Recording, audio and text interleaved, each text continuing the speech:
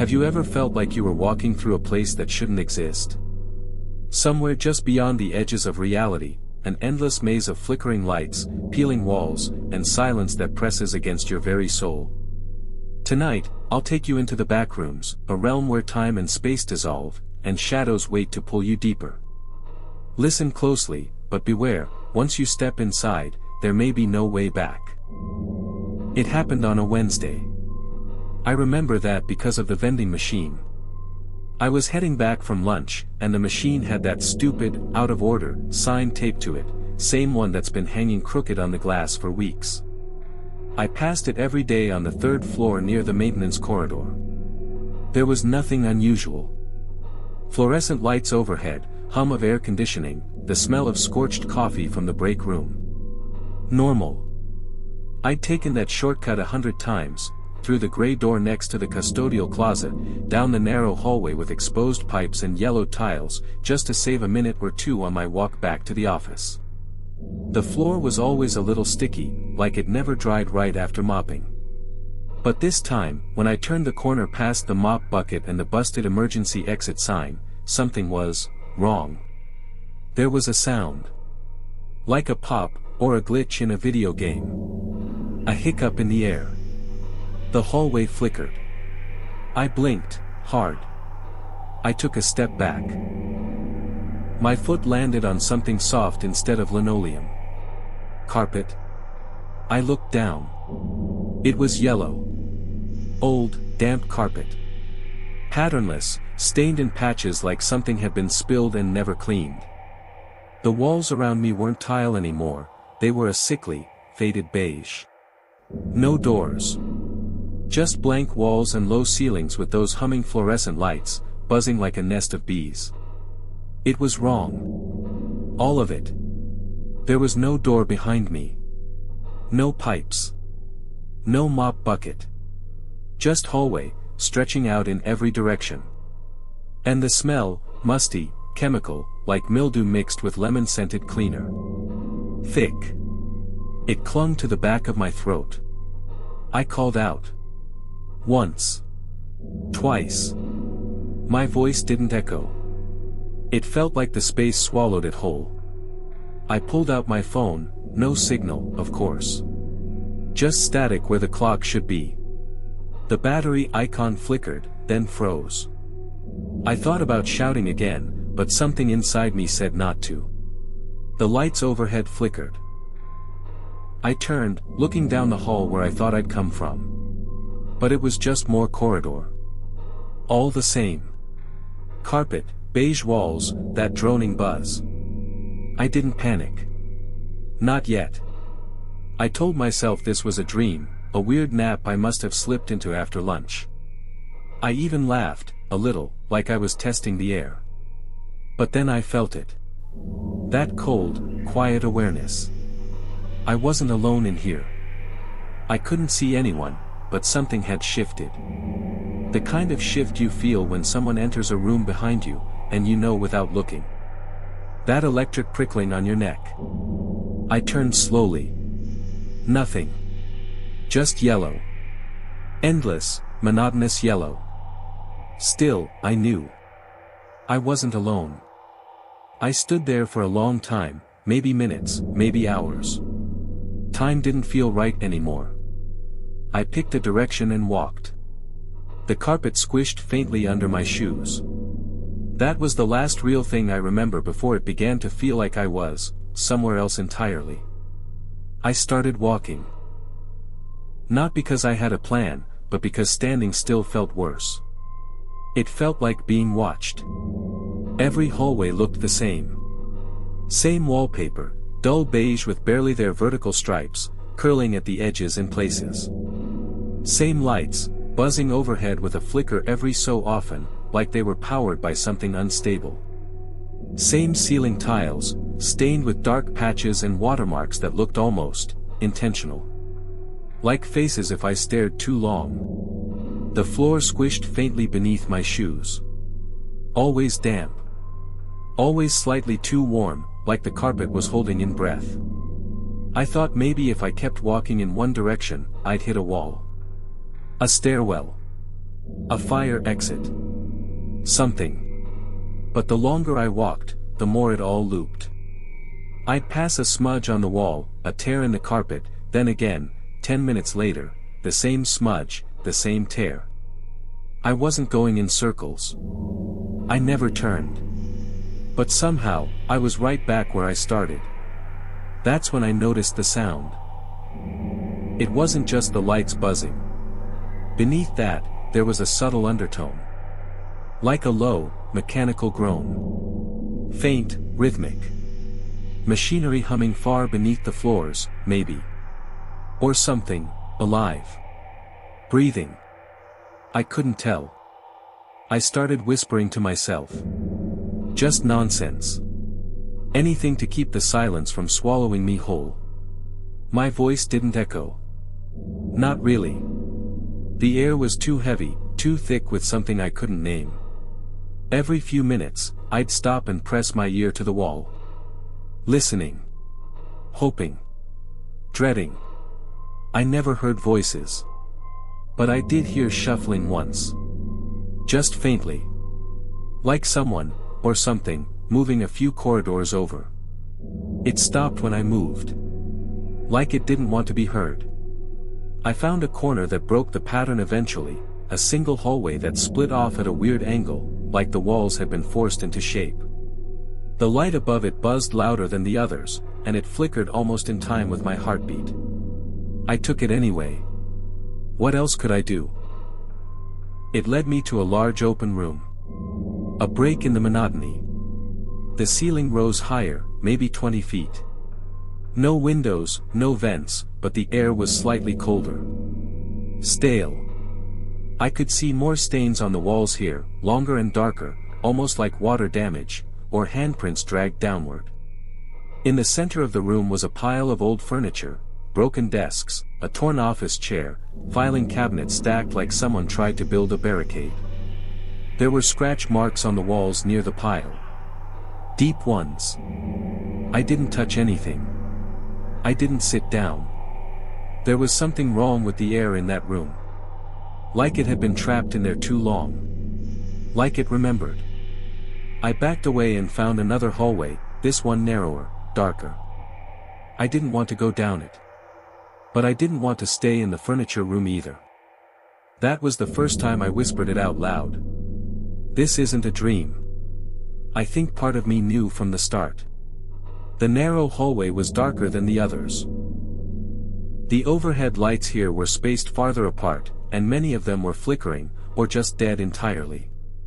Shadows stretched long along the carpet, which had grown more discolored, not just stained, but splotched with dark, watermarked shapes that reminded me of footsteps, or maybe spills that had dried into something worse.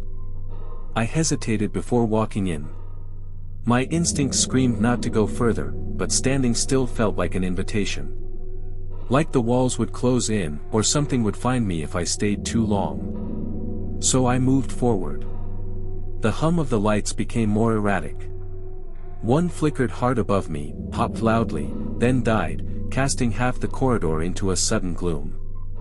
I ducked reflexively, heart hammering. Then I heard it.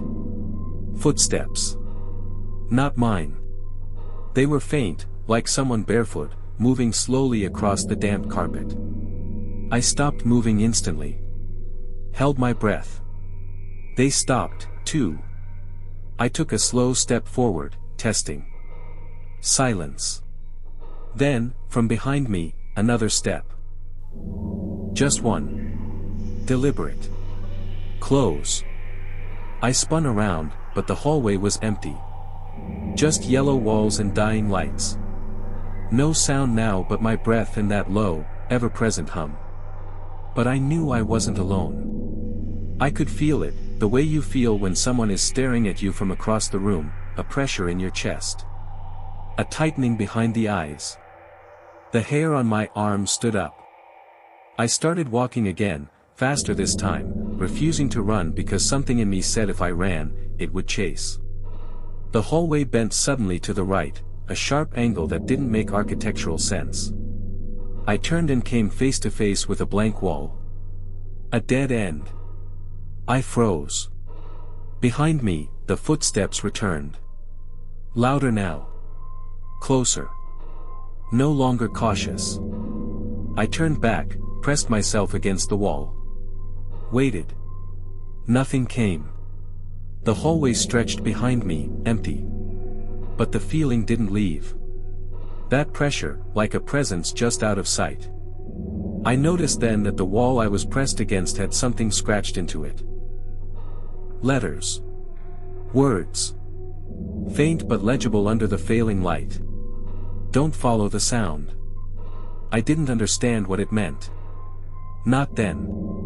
But I knew it wasn't graffiti. It had been etched by someone desperate. Someone like me. I slid along the wall, back the way I came. The footsteps had stopped again, but the sense of being watched hadn't. At the next junction, I turned left instead of retracing my path. The hallway there was slightly wider and lined with doors, dozens of them, all closed. And from somewhere ahead, faint and mechanical, I heard it. A whirring. A soft hum. Like a machine coming to life. The sound felt familiar. Almost comforting. But the words scratched into the wall echoed in my head. Don't follow the sound. So I didn't. I turned away from the hum and slipped down another corridor, barely lit and steeped in silence. My reward for choosing the darker path. The footsteps began again. Only now they weren't behind me. They were beside me. I kept walking, too afraid to stop. The footsteps had changed again, no longer soft, no longer distant. They were synchronized with mine. Not echoing. Mimicking. For every step I took, something else took one too. Sometimes it was just a fraction too late. Sometimes a fraction too early. Never quite perfect. That made it worse. I reached another hallway lined with doors. These weren't like office doors or hotel rooms. They were too plain. Flat, no handles, just rectangles cut into the walls. Some were wood. Some were metal. One looked like it was padded, like it belonged in a psych ward. I tried the first one. It didn't budge. I pressed my ear against it. Nothing. I moved to the next. Also locked. The third had a small dent in it, as if something had pounded it from the inside. Repeatedly. The paint was chipped, and there were long, dried streaks beneath the dent. Brown. Flaky. Not rust. Still, I kept trying them. I don't know why. Maybe I thought one would open to a stairwell. Maybe even a window. I wasn't thinking clearly anymore. But then I found the one that wasn't locked. It was slightly ajar, open just a crack. Just enough to show darkness inside. No sound came from it. No smell. Just still, empty black. I should have kept walking. I should have ignored it. But I didn't. I pushed it open. The room beyond was pitch black. My eyes couldn't adjust, because there was nothing to adjust to, no light at all. Like it wasn't even a room, but a void. I leaned forward, trying to see the shape of the floor. My fingers gripped the doorframe. Cold. Metal. Familiar. Then I heard it. A whisper. It came from inside the room. I couldn't understand it, not really. But it sounded like my name. Then again. Closer. It wasn't just whispering to me. It was trying to get me to answer. I slammed the door shut. Hard. My palms stung. My chest was tight. I backed away, and the moment I did, I heard something move behind the door. A thud. Then another. Then the handle. One I hadn't seen, began to turn. I ran. This time I didn't care what it heard. I passed door after door. Some were gone. Some had melted edges, like they'd been exposed to heat. One looked like it had teeth instead of hinges. I didn't stop to look again. Eventually, I found myself in a corridor that sloped downward, barely at first, then steeper. The walls started changing, too. No more wallpaper. Just exposed concrete. Wet. Cracked. The lights were fewer, and one sparked as I passed under it, showering the carpet with a hiss. I didn't know where I was going, only that it was away. But deep down, I knew the truth. The farther I went, the less likely it was that I'd find the way back. The corridor seemed to narrow as I continued, the flickering fluorescent lights above casting uncertain shadows that danced on the stained walls. The air grew colder, heavier, and a clammy dampness clung to the back of my neck. It was the kind of chill that felt like it seeped into your bones, not just skin. Somewhere ahead, a distant sound echoed faintly. At first, I thought it was just the buzz of the failing lights, but it wasn't. It was whispers. I froze, straining to hear the words. The voice was low, breathy, and indistinct, like a secret murmur just out of reach. My heart thumped loudly in my chest, the sound mingling with the strange whispers, creating a dissonant symphony that pressed against my mind. I swallowed hard and pushed forward. At the end of the corridor stood a door unlike any I'd seen before in this endless maze. It was smooth and unyielding, with no handle, no keyhole, no hinges visible. The surface was dark and glossy, like obsidian glass, reflecting the flickering light in a way that made my own silhouette stretch and warp unnaturally. It was as if the door was both a portal and a mirror, a barrier between worlds. My breath caught when the whispers grew clearer. The voice was repeating something, my name. Your name. Your name. It echoed softly, teasing, pulling at something deep inside me. The words shifted, transforming into my own voice, speaking memories I hadn't thought about in years, fragments of childhood secrets, fears I'd buried, regrets I hadn't faced. I reached out tentatively, fingertips trembling as they brushed the cold, slick surface. The door was ice beneath my skin, sending a shock of numbness up my arm. The whispers stopped instantly, replaced by an oppressive silence that was louder than any noise.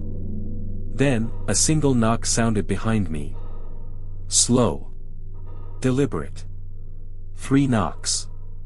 I whipped around. Nothing. Just the same empty corridor, shadows pooling where the light faded. Turning back to the door, I saw a word slowly etching itself into the glassy surface, each letter forming with a subtle pulse of dark smoke. Open. My heart hammered. Every instinct screamed to run, but curiosity and a strange compulsion kept me rooted in place. The door's surface rippled like water under my palm. I pressed harder, and suddenly, the door swung inward silently. Beyond it lay a darkness deeper than any night I'd ever known. No light, no sound, just an endless void that seemed to breathe and pulse. The air felt thick, alive, and suffocating. Stepping forward felt like plunging into freezing water. The darkness wrapped around me, filling my ears with rushing silence, blanketing my skin in cold dread. Then, the door slammed shut behind me, the sound muffled but final. I was trapped. Alone in a place where the only sounds were my own ragged breaths and the faint, unsettling echoes of whispers that seemed to come from everywhere and nowhere. The door slammed shut behind me without a sound, or at least, no sound I could hear. The darkness inside was immediate and complete, swallowing everything whole. I fumbled for my phone, desperate for light, the screen blinking weakly to life, casting a pale glow that barely pushed back the black. But the room stretched on endlessly. No walls, no ceiling, just an infinite void, a void that seemed to pulse and breathe around me. The cracked tiles beneath my feet shifted as if alive, blurring at the edges. My footsteps echoed unnaturally loud, bouncing back distorted whispers that tickled the edges of my sanity. The temperature dropped drastically, my breath came out in quick, visible puffs. Something was moving just beyond the dim glow, something tall, wrapped in shadows so thick they swallowed light instead of reflecting it. I wanted to look away, to run, but the pull of those shadows was magnetic, terrifying. The silence broke with a chilling laugh, soft but unmistakably human. The shadow approached, slow and deliberate, a silhouette with no face but a presence that radiated menace. The cold seeped deeper, pressing into my bones, as the figure whispered, "Stay, forever." I turned, but the endless room offered no escape. I ran blindly, feeling the floor ripple and distort, the shadows reaching out like dark fingers. Panic mounted, my heartbeat thundered in my ears, drowning out everything. I stumbled, caught on an uneven tile, and fell face first onto the cold, cracked floor.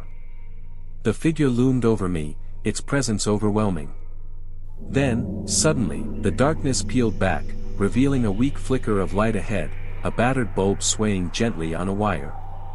Salvation. I scrambled up and dashed toward the light, my heart hammering, shadows clawing at my back. The flickering bulb illuminated an old wooden door, paint peeling, handle rusted but inviting. I grasped the handle, and just as the growl of the shadows swelled behind me, I yanked it open and plunged through. I stumbled through the door and slammed it behind me, the sound echoing in a new, unfamiliar space. The flickering bulb's pale light barely penetrated the gloom, but I could see I was no longer in that endless, shifting void. Instead, I found myself in a narrow hallway lined with cracked white tiles and rust-stained metal doors. The stale air smelled of mildew and decay, heavy and suffocating. My breathing was ragged, heart still racing. The silence was oppressive, but it was a different silence from before, less empty, as if the walls themselves were listening. Each step I took echoed unnervingly loud, bouncing back distorted and warped. The hallway stretched in both directions, but the light above buzzed and flickered like a faulty heart, threatening to die at any moment. I tried the first door on my left. Locked. The same for the second. My fingers trailed along the cold, damp walls, searching for anything, any clue. Suddenly, a soft scratching sound came from the far end of the hall. My head snapped toward it. It was faint, but unmistakable, like nails slowly dragging across metal. A shiver crawled down my spine. I forced myself to move forward, each step heavier than the last. The scratching grew louder, turning into a slow, rhythmic scraping. I glanced behind me, nothing but shadows. Then, a door at the far end creaked open just a crack. Beyond the gap, a faint yellow light spilled out, warm and inviting against the sterile cold of the corridor. I hesitated. Something inside warned me to run the other way, but exhaustion and curiosity pushed me forward. Peering inside, I saw a small room, bare, except for a single chair in the center, bathed in that sickly yellow light. The scratching stopped. Silence swallowed everything again. Suddenly, a cold breath brushed my neck. I spun around, but again, nothing. I blinked and turned back to the room.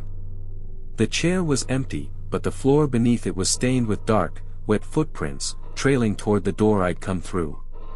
The light flickered violently and went out. The hallway was plunged into darkness. In that instant, I realized, I was not alone. The darkness hit me like a wave, thick, suffocating, and alive. My phone flickered and died, swallowed by the blackness. I fumbled in my pockets for anything, but there was nothing. The hallway had vanished. I was engulfed by an endless void, but this time it wasn't empty. It moved. Soft whispers curled around me, like tendrils of smoke weaving in and out of my ears, calling my name in voices that were both familiar and wrong. I tried to block them out, but they dug deeper, stirring memories I wanted to forget, fears I thought long buried. Suddenly, I felt cold fingers graze my skin, not wet or slimy, but dry and brittle like dead leaves. Panic surged, heart pounding like a frantic drumbeat. I spun around blindly, but the shadows pressed closer, intangible yet crushing. They whispered secrets, taunts, warnings in a language I almost understood. The air itself seemed to breathe with them, heavy with despair and menace. A chill ran down my spine as a figure emerged, tall, slender, faceless. It moved with eerie grace, a silhouette stitched from the darkest night. No eyes, no mouth, but I could feel its gaze, an oppressive weight that pinned me to the spot. I wanted to scream, to run, but my limbs were frozen, the shadows wrapping tighter like chains. The figure reached out, a hand of darkness stretching toward me. My breath hitched. Suddenly, a flash of light burst through the blackness, a lifeline. I lunged toward it, the shadows recoiling as if burned. The light came from a crack of daylight slicing through a jagged doorway. With every ounce of strength, I tore myself free and bolted toward the opening, the shadows howling in frustration behind me. I stumbled out into the blinding sun, gasping for air, heart racing. I was back. Back in the world of warmth, color, and noise. But the weight of that place clung to me like a second skin. The whispers never fully left, always just out of earshot, reminding me, the backrooms never truly let you go. Daylight burned my eyes as I stood outside the door I had escaped through, the world suddenly sharp and vivid after the muted shadows of the backrooms. But no matter how bright the sun, the weight of what I had seen settled deep in my chest. I couldn't shake the feeling that part of me was still trapped inside that endless maze of decayed corridors and creeping darkness. I tried to tell myself it was a nightmare, a hallucination born of exhaustion and fear. But the faint, unsettling whispers, barely audible, haunted the edges of my thoughts. Sometimes, late at night, when everything was still, I could hear them again, like distant echoes calling my name from a place that shouldn't exist. I sought out the internet, desperate for answers, digging through forums and obscure websites where others spoke of the backrooms. Some called it an urban legend, a creepypasta spun from collective fear. But others whispered of real encounters. People who had slipped through the cracks of reality, caught in liminal spaces between worlds. One thread described an old janitor who vanished inside an abandoned office building. Another told of a group of friends who wandered into a forgotten basement and never returned the same. The stories were all different, yet each spoke of the same unrelenting labyrinth, endless rooms, flickering lights, and the silent shadows waiting to drag you deeper. I realized then that the backrooms weren't just a place. They were a trap, a realm that consumed your mind, twisted your memories, and blurred the line between reality and nightmare. My phone buzzed sharply, jolting me from my thoughts. A message, from an unknown number, simply read, "You're still here." A cold shiver ran through me. The line went dead. I dropped the phone, heart racing. The whispers were back. Closer now. Louder. I wasn't safe. Not yet. The message lingered in my mind like a poison, "You're still here." I wanted to believe I'd escaped the backrooms, that I was finally free. But the darkness had followed me, like a shadow I couldn't shake. Days passed in a blur. Reality felt fragile, like glass threatening to shatter at any moment. Faces blurred, sounds warped. I couldn't tell if I was awake or still trapped in that endless labyrinth of flickering lights and decayed walls. At night, the whispers returned. Sometimes clear, sometimes maddeningly faint. They spoke secrets I didn't want to hear, warnings and promises that twisted my thoughts. One evening, I decided to confront it. I returned to the place where I first slipped through, the old abandoned office building at the edge of town. The front door was still boarded up, but a narrow gap near the side led into a basement stairwell. My hands trembled as I descended into the cold darkness. The stale air wrapped around me, thick and suffocating. The familiar hum of broken fluorescent bulbs buzzed above as I stepped into the corridor. Everything was just as I remembered, the cracked tiles, the rusted doors, the oppressive silence. It was the threshold between worlds. I walked slowly, heart pounding, searching for answers. Suddenly, a flicker caught my eye, movement in the shadows. I froze. From the darkness emerged a figure, tall, faceless, its silhouette stitched from the night itself. It didn't speak but reached toward me with elongated fingers. Fear surged, but something inside me steadied. I stepped forward, into the unknown. The figure grasped my hand, and the world twisted. I was back. Back outside, under the indifferent stars. The whispers ceased. The air felt lighter. But I knew the truth. The backrooms were a part of me now. A labyrinth that exists alongside our reality, waiting for the next lost soul to wander through its endless corridors. And maybe, just maybe, I'd never truly escape. The backrooms linger just beneath the surface of our world, a liminal space of endless corridors and creeping darkness. Some say it's a nightmare you wake from, others know it as a trap you can never truly escape. If you ever find yourself slipping through the cracks, remember this story, and hold on to the light. Sleep well, if you can.